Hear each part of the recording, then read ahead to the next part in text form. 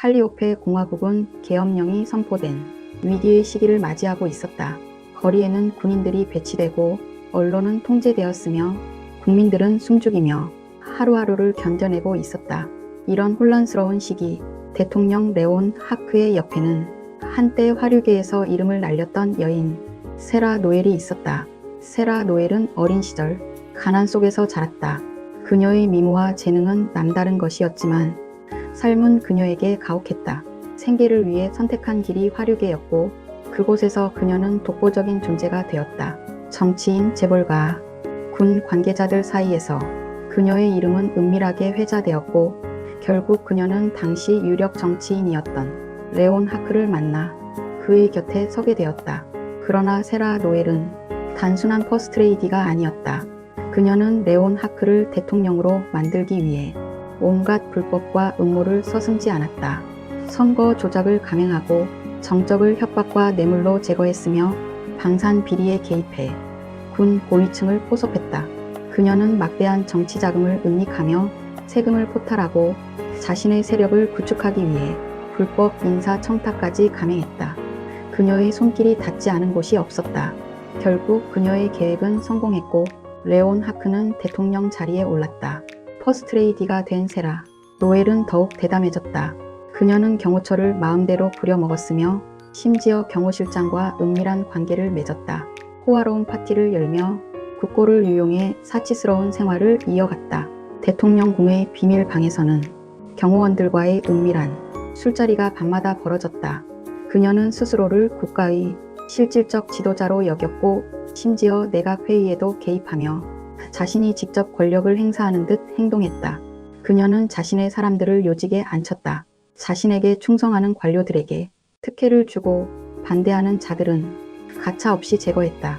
언론은 그녀의 손아귀에 있었고 반대파들은 하나둘씩 사라졌다. 그러나 그녀의 영향력이 커질수록 대통령 레온 하크는 점점 그녀를 부담스러워했다. 그녀가 국가 운영에 개입하는 정도가 심해지면서 두 사람 사이의 균열이 커져갔다. 그녀는 점점 더 과감한 결정을 내렸다. 방산 비리를 통해 막대한 비자금을 조성했고 이를 이용해 해외로 돈을 빼돌렸다. 고급 보석과 명품, 해외 저택을 사들이며 그녀의 사치스러운 생활은 도를 넘었다. 그러나 그녀의 호화로운 삶은 국민들에게 서서히 알려지기 시작했다. 경호실과의 불륜, 비밀 별장에서의 파티, 대통령 몰래 자신만의 조직을 만든다는 소문이 돌면서 그녀를 향한 시선은 날카로워졌다. 그러던 어느 날 레온 하크는 그녀를 제거하기로 결심했다. 정부는 그녀를 희생양으로 삼아 정권의 부패를 감추려 했다. 검찰은 그녀의 불법 행위들을 하나둘씩 공개했고 결국 그녀는 체포되었다. 법정에서 그녀는 여전히 당당한 모습이었다. 그러나 판결은 가혹했다. 나는 이 나라를 사랑했습니다. 그리고 제 방식대로 최선을 다해 살았습니다. 하지만 결국 저는 이용당했고 버려졌습니다. 그녀는 징역형을 선고받고 감옥에 수감되었다. 한때 국가의 퍼스트레이디였던 그녀는 이제 차가운 감방에서 홀로 남겨졌다. 창밖으로 보이는 하늘은 여전히 푸르렀고 그녀는 자신이 지나온 길을 곱씹으며 조용히 눈을 감았다. 그러나 그녀의 이야기는 아직 끝나지 않았다. 감옥에서도 그녀는 새로운 계획을 세우고 있었다. 그녀는 결코 무너지지 않았다. 언젠가 다시 무대 위로 돌아올 날을 기다리며 그녀는 차가운 감방 속에서 조용히 웃었다. 세라 노엘은 단순히 감옥에서 무너질 인물이 아니었다. 그녀는 과거에도 밑바닥에서 시작해 최고 권력의 자리까지 올라갔던 인물이었다. 감옥에 갇혔지만 그녀의 머릿속에서는 끊임없이 새로운 계획이 세워지고 있었다. 칼리오페 공화국 곳곳에는 여전히 그녀에게 충성을 바치는 세력이 존재했다. 과거 그녀의 도움으로 권력의 자리에 오른 관료들, 그녀 덕에 돈을 벌었던 재벌가, 그리고 그녀가 직접 관리했던 경호실 내부의 몇몇 인물들이 아직 자유로이 움직이고 있었다. 그녀는 이들에게 은밀한 메시지를 보내기 시작했다. 비밀리에 남아있던 정치 자금과 해외 계좌를 통해 로비를 진행했고 감옥에서 나올 방법을 모색했다. 몇몇 판사와 검사들은 그녀의 손길이 닿아 있었고 교도소 안에서 그녀에게 협력할 사람들이 필요했다. 그녀의 탁월한 친화력과 특유의 카리스마 전략적인 사고로 빠르게 입지를 넓혔다. 돈과 정보력을 이용해 교도관과 일부 죄수들을 포섭하며 내부에서 영향력을 행사했다. 감옥 안에서 그녀는 여왕처럼 군림하기 시작했다. 교도소 내 밀거래를 주도하고 정보망을 활용해 바깥 세상의 움직임을 계속 파악했다. 대통령 레온 하크는 그녀를 제거했다고 생각했지만 그녀는 여전히 그를 위협할 비밀을 쥐고 있었다. 그녀는 자신이 직접 개입했던 방산 비리, 세금 포탈, 불법 인사 청탁 외에도 레온 하크의 치명적인 약점, 그가 저지른 살인, 선거 조작, 해외 비자금 계좌 등에 대한 증거를 남겨두었다. 이 증거들을 언론이나 반정부 세력에게 흘려 레온 하크의 정권을 흔드는 것이 그녀의 첫 번째 목표였다. 정권이 흔들리면 그녀의 출소 가능성도 높아질 것이고 나아가 정치적 복귀의 발판이 될 수도 있었다. 하지만 그녀는 단순한 복수를 꿈꾸지 않았다. 그녀는 자신을 다시 무대 위로 올려줄 새로운 정치 세력을 만드는 것에 집중했다. 감옥 밖의 인맥을 동원해 언론을 조작하고 국민들이 레온 하크의 등을 돌리도록 분위기를 유도했다. 그녀는 자신이 억울하게 희생된 퍼스트레이디라는 이미지를 만들었고 점차 그녀를 동정하는 여론이 형성되기 시작했다. 또한 그녀는 감옥에서 출소한 후를 대비해 해외 정치인들과의 교류를 시도했다. 감옥에서도 해외 대사관들과 연락을 유지하며 망명 가능성을 열어두었고 필요하다면 외부 세력과 손을 잡고 쿠데타까지 감행할 준비를 했다. 세라 노엘은 단순한 탈옥이 아니라 완벽한 귀환을 꿈꿨다. 정권이 흔들릴 때 자신이 억울한 정치적 희생자라는 이미지를 구축해 국민이 원하는 지도자로 복귀하는 것이 최상의 시나리오였다. 그러나 상황이 여의치 않다면 탈옥을 감행하는 것도 고려하고 있었다. 그녀는 감옥에서 가짜 자살을 시도해 사망한 것처럼 꾸민 후 해외로 빠져나가는 계획도 세우고 있었다. 그녀의 계획이 무엇이든 분명한 것은 그녀가 다시 세상의 모습을 드러낼 것이라는 사실이었다. 세라 노엘이 감방에서 세운 새로운 계획은 단순한 생존이 아니라 권력의 정점으로 복귀하기 위한 치밀한 복수국이었다. 그녀는 단 한순간도 무너질 생각이 없었으며 다시 한번 칼리오페 공화국을 뒤흔들 날을 기다리고 있었다. 세라 노엘은 감옥 내에서 신뢰할 만한 사람들을 포섭했다. 교도관 중 몇몇은 그녀가 퍼스트레이디 시절 은혜를 베풀었던 이들이었고 일부 죄수들은 그녀의 재력과 영향력을 믿고 따랐다. 그녀는 내부에서 암시장 조직을 구축하며 출소한 전과자들을 통해 외부와 비밀리에 연락을 주고받았다. 결정적인 날 정전이 일어나도록 설계되었다. 감옥 전력 시스템에 접근할 수 있는 인물을 포섭해 일시적인 정전을 일으키게 했고 그 틈을 이용해 그녀는 교도관의 도움을 받아 감옥 밖으로 빠져나왔다. 감옥 밖에서는 그녀의 측근들이 대기하고 있었다. 위조된 신분증, 변장 도구, 철저한 이동 계획이 마련되어 있었고 그녀는 남부 해안의 은신처로 몸을 숨겼다. 그녀는 감옥을 탈출했을 뿐만 아니라 새로운 권력의 중심으로 돌아올 준비를 시작했다. 해외로 빼돌린 자금을 통해 언론을 조작하고 정부의 비리를 폭로하는 익명의 문서를 배포했으며 무속신앙을 활용해 자신의 권력을 신격화하는 작업에 착수했다. 유명한 무녀를 앞세워 하늘이 선택한 지도자라는 이미지를 구축했고 국민들은 점점 그녀를 신성시하기 시작했다. 신탁을 받은 것처럼 연출된 연설과 의식을 통해 마치 오래전부터 그랬던 것처럼 국민들의 추앙을 받게 되는 분위기를 만들어 갔다. 동시에 레온 하크의 측근들에게 협박과 회유를 병행하며 하나둘씩 그의 세력을 무너뜨렸고 그녀 자신이 다시 권력의 중심으로 들어갔다. 세라 노엘은 권력을 되찾은 이후 단순한 독재자가 아니라 국민들에게 실질적인 이익을 주는 지도자로 자리 잡기 위해 전략적으로 정책을 추진했다. 그녀는 자신의 지지 기반을 확고히 하기 위해 몇 가지 주요 개혁을 단행하며 해외로 빼돌렸던 자금 일부를 돌려와 의료 재정을 확충했고 가난했던 과거 경험 때문에 기본 생계 지원 제도를 시행하고 실업자들을 위한 직업 훈련 등 그녀의 정책으로 실업률이 낮아지고 많은 국민이 경제적 안정을 찾게 되었다. 저렴한 공공주택을 공급하며 부동산 시장을 안정화시켰다. 이를 통해 서민들의 생활 수준이 크게 향상되었고 국민들의 신뢰가 더욱 두터워졌다. 이러한 정책 덕분에 그녀는 단순한 독재자가 아니라 국민들에게 실질적인 혜택을 주는 지도자로 인정받기 시작했다. 그러나 이런 성공적인 통치에도 불구하고 그녀의 숨겨진 과거와 권력을 둘러싼 음모는 점점 그녀를 옥죄어 왔다. 그녀의 숨겨진 과거가 다시 떠올랐다. 레온 하크와 결혼하기 전 그녀는 이미 한 번 결혼을 했었고 그 결혼에서 낳은 자녀가 있었다. 오랫동안 감춰졌던 그 아이가 성인이 되어 나타나며 그녀의 권력에 균열이 가기 시작했다. 아이는 그녀의 과거를 폭로하려 했고 이를 막기 위해 세라는 더욱 극단적인 선택을 해야 했다. 이제 그녀는 두 가지 선택 앞에 서 있었다. 과거를 없애기 위해 친자식마저 제거할 것인가, 혹은 그를 이용해 더 강한 권력을 구축할 것인가.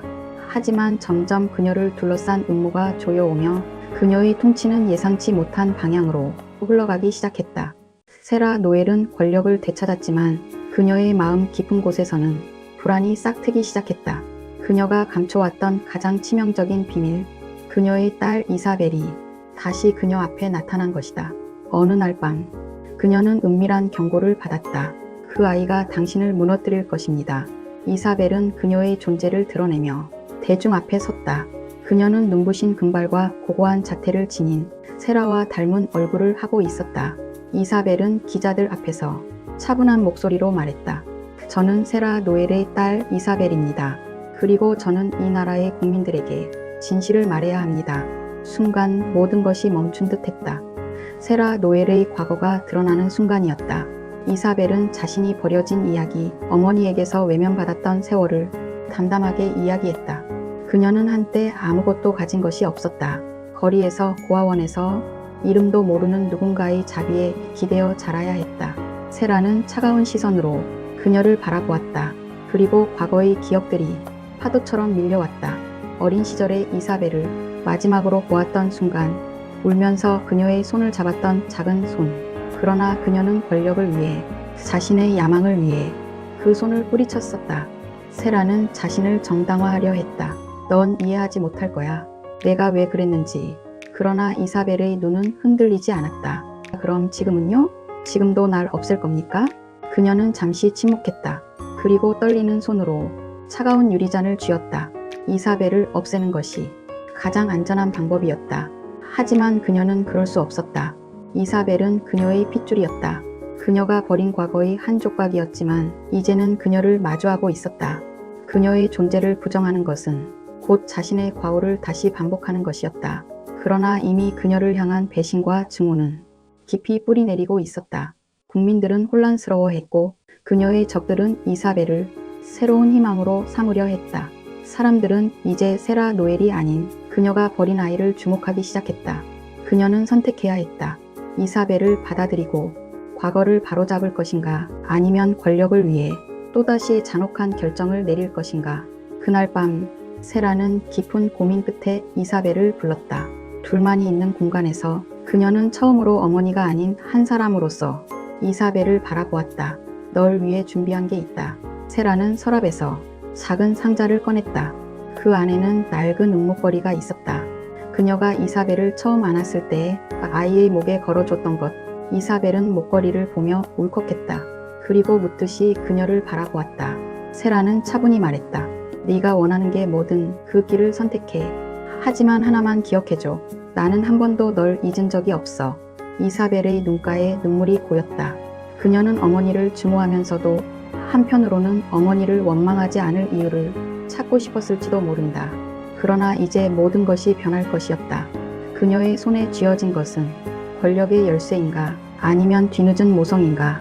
이사벨은 목걸이를 손에 쥐고 조용히 속삭였다. 이건 내 선택이겠죠? 세라는 대답하지 않았다. 그러나 그 순간 그녀의 눈에도 처음으로 감춰졌던 눈물이 맺혔다. 이사벨의 눈가에 눈물이 고였다. 그녀는 어머니를 증오하면서도 한편으로는 어머니를 원망하지 않은 이유를 찾고 싶었을지도 모른다.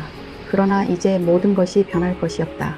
그녀의 손에 쥐어진 것은 권력의 열쇠인가, 아니면 뒤늦은 모성인가. 이사벨은 목걸이를 손에 쥐고 조용히 속삭였다. 이건 내 선택이겠죠? 세라는 대답하지 않았다. 그러나 그 순간 그녀의 눈에도 처음으로 감춰졌던 눈물이 맺혔다. 그 순간 문이 열리며 한 인물이 등장했다. 그의 이름은 에드리 카스틸로.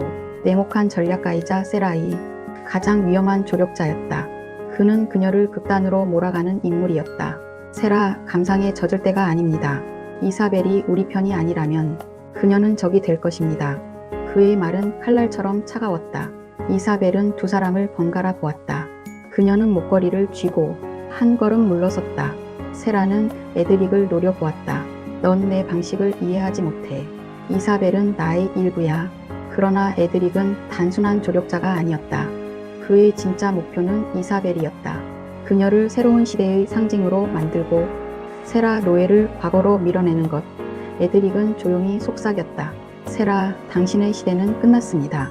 그리고 바로 그날 광장에 모인 군중들을 향해 이사벨은 선언했다. 이 나라에는 새로운 시작이 필요합니다. 불법으로 점철된 과거는 끝나야 합니다. 저는 오늘 세라 노예를 국가 반역죄로 고발합니다.